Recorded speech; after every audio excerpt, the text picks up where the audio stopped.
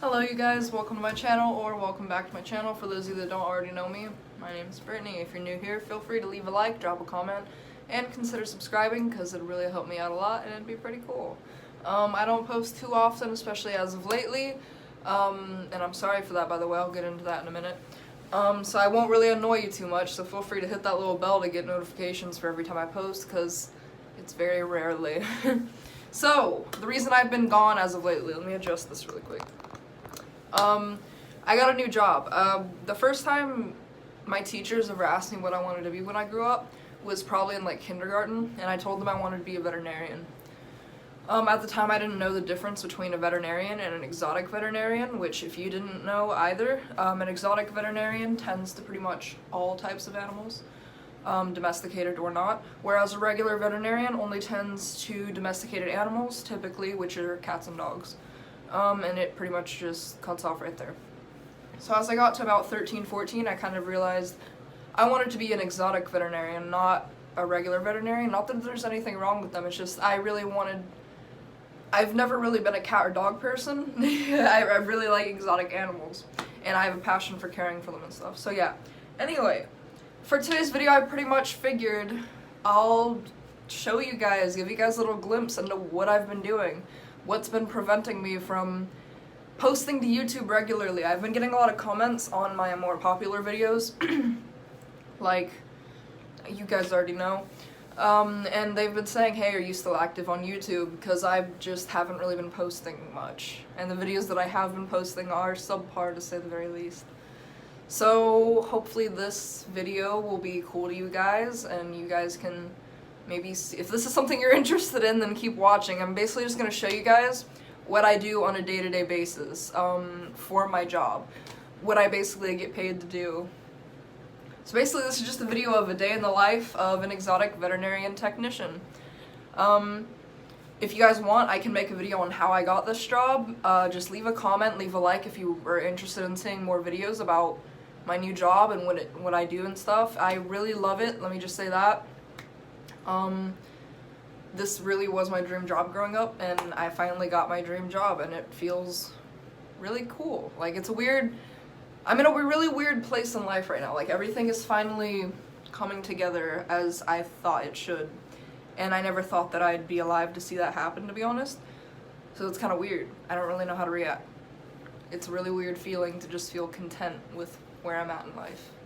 So yeah, I just wanted to share that with you guys. I'm gonna shut up now. Anything else that I say in this video will probably be a voiceover.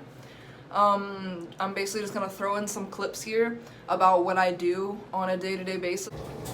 So whenever I go into a boarding room or a new room with birds or any animals, I start with Symphonol and the paper towel, which is what you just saw me spray on the paper towel. That's basically a type of disinfectant, and it's gonna make sure that if any birds or any other animals were being weighed in that container prior, it's gonna make sure that I got all of the remnants of, whatever animal that was off that, so that I can weigh the next animal. I also use hand sanitizer in between each animal that I weigh to make sure I'm not spreading any possible contaminants. Now this is a boarding room, meaning these animals in the hospital are not sick, they're just staying here temporarily while their owners are, probably out of town or whatever. So even though they're not sick, I still want to make sure I don't risk any contaminants being spread.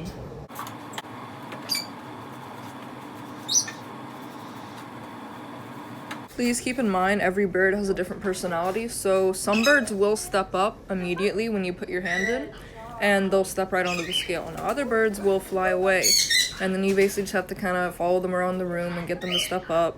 Now a great way to prevent that from happening is to gently pinch their foot whenever they step up, which is what I'm doing now in the video, just to make sure that they don't really fly away and they can just, you can hold on to them. Don't like squeeze their foot, but just lightly pinch it so they can't really fly away.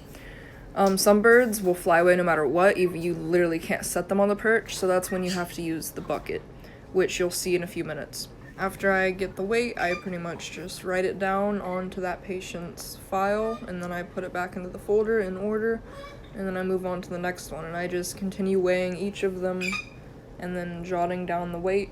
I also like to spray Symphonol on a piece of paper towel and then wipe down the perch or the bin that I'm using to weigh the animal in between each animal that I weigh.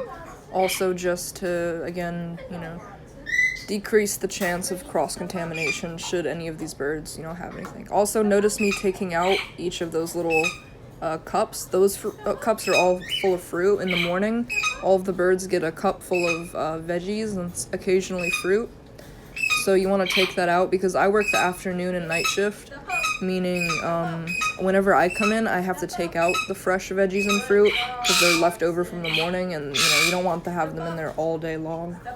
So this bird, Marvin, is a perfect example of a bird where you have to use the bucket. He is very flighted, as you can see. He can fly away. He's not going to step up onto the perch if you try to make him. He's just, a sort of one of the more difficult birds to manage, so then he bites. He's not a bad bird, he's just skittish. So you basically have to use a towel, and I pinch his foot lightly just to keep him on the towel. And then I basically try to maneuver him into the bucket and then quickly put the lid over him, which I did just there. I finally got it. And then that way he's in there and I can weigh him. 133. Next, I have to go through and read all of the orders and see which bird eats what food and whether or not they get apple cider vinegar in their water. And then I pretty much go to the kitchen and I fill it up with each food, and then I refresh the water, put apple cider vinegar in the water if need be, and then I put it back on the cart, bring the cart through here, and then I give each bird the appropriate food and water. I keep them in order whenever I do it, and I do it each bird at a time, also not only to reduce risk of contamination, cross-contamination, but also to make sure that each bird is getting the proper food and proper water.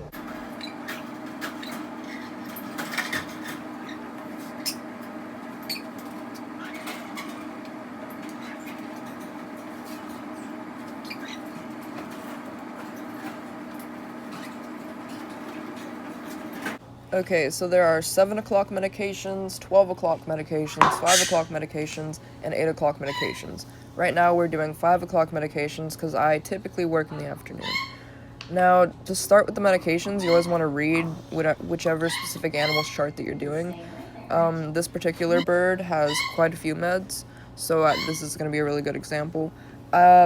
I basically just read whichever med comes up first, and I put them in order. So say there's 5 meds listed on the chart, I put each med in order as they're listed. You don't have to, it just makes it easier for me to read them at that time, drop the meds, and then put it back into the bag, just to make sure that I don't accidentally drop the same med twice. So basically, next to each med on the chart, I'm reading how many cc's of each med that I need. I also like to grab a paper towel and then fold it in half so that I can lay each med on the paper towel, because after I've drawn up the med, there tends to be meds left on the syringe, and I don't really like setting that down on the table because, for one, that's just unsanitary, but 2, it leaves the meds on the counter, so then it's just sticky and it's gross. So set it down on a paper towel. Also, make sure that you always shake it before you give it to your animal, because a lot of these meds are going home with the patients once they leave, and a lot of the patients' owners don't shake the meds before they give them the meds. We make our own meds in-house, which I'll show you guys later. So it's important to make sure that the pill and the liquid are mixed well throughout the bottle before you draw them up and give them to the animal. And then I go out into the hall, grab one of the hand towels, and then I grab up one of the birds. I don't remember this particular bird's name because we get a lot of them constantly coming in and out. I basically just try to readjust the towel around them and then get a better grip. That way they don't, bite me, and it's less likely for them to resist while I'm giving the medication. So as you can see from that last clip of me attempting to restrain the bird in the towel, I'm a noob. In this video, I'd only been working for about 2 weeks. So this is my coworker teaching me and now you guys how to properly restrain the bird. I muted it and made sure his face wasn't in it just for his own privacy, but this is basically him showing me how to properly feed the bird the medicines as well as restrain it. Now, I'm not squeezing its throat, I'm squeezing its jawbones, so on each side, and then just giving meds.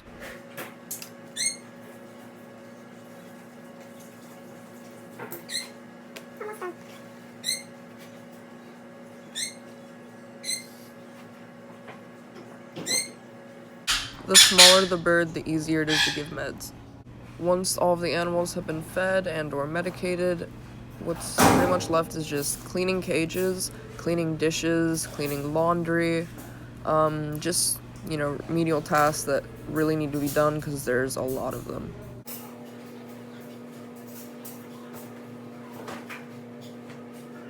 Next, we're doing medications. Now, this isn't a daily thing. This is probably an every other day thing, at least for me. We all just kind of take turns reading the RX slips and then making medication. I usually start out with, they're all pills, just like we take. We basically use the same medications animals take, believe it or not. So I don't remember what particular medication I was making here, but you basically just take the pills, depending on however many are in the recipe, basically, for the drug, and then you break them up using a mortar and pestle.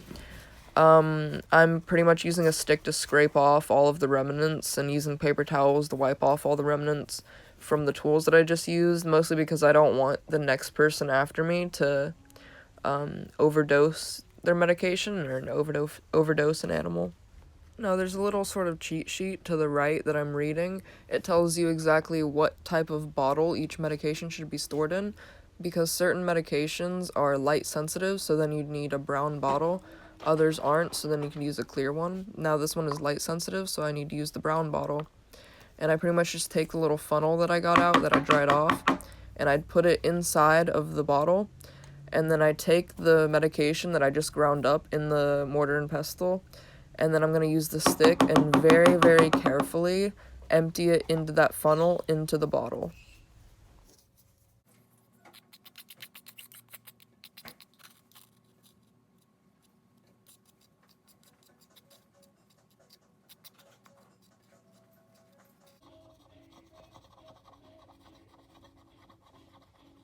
Now, there should be, according to the recipe for the drug, it should tell you exactly what you mix the drug with and exactly how much of it.